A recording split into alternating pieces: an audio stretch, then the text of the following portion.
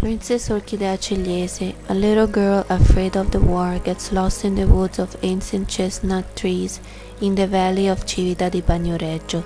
The 25th of April 2006, Franca, now in her 70s, during a visit to the Lo Giazzo farm, under the influence of the scent of wild herbs, of the beauty of nature, and of the brilliant colors of orchids, awakens from the long torpor.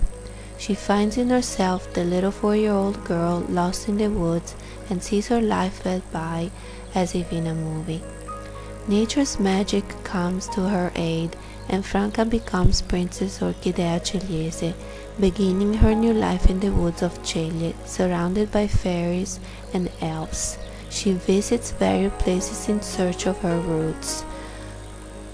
She goes to the head fairies who explain to her that her destiny is already determined and she has to accept it. She gives Puzzichino the task of continuing on the earth the search for her roots with the help of the elf Bess, and her destiny is completed as she departs the earthly life. In her last apparition, in the shape of a luminous sphere, she encourages Puzzichino to continue the search for her roots.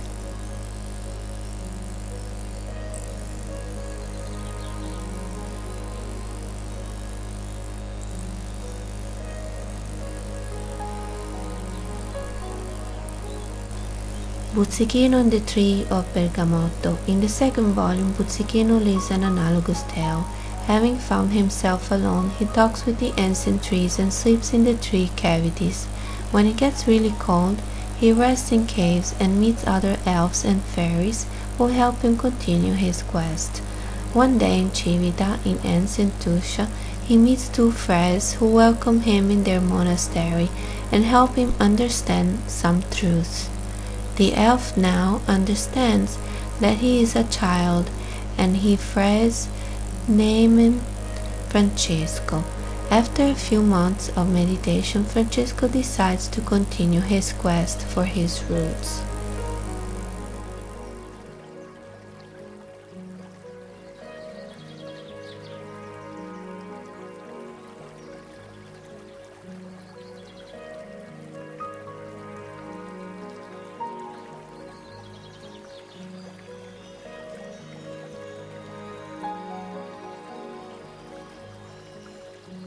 Francesco and Chiara Fanciulli. In the third volume, Francesco, who has not yet understood life very well, continues to travel the known lands. He walks for days, for years, and slowly gets to know his origins. Along the way, he starts to talk with trees and animals. He meets other lost youth with no fixed abodes.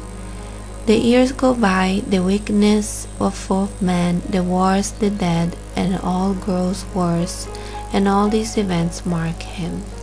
Only when he meets God on the mountains he regains his serenity, he experiences peace, he feels calm away from the increasingly more selfish, cruel world. Lawless, Francesco decides to go back. But the fears that grip him, his uncertainty about the future, increases ever more. In nature he searches peace for his soul. One day, while at the foot of the little Tibet, he meets a lonely and sad damsel.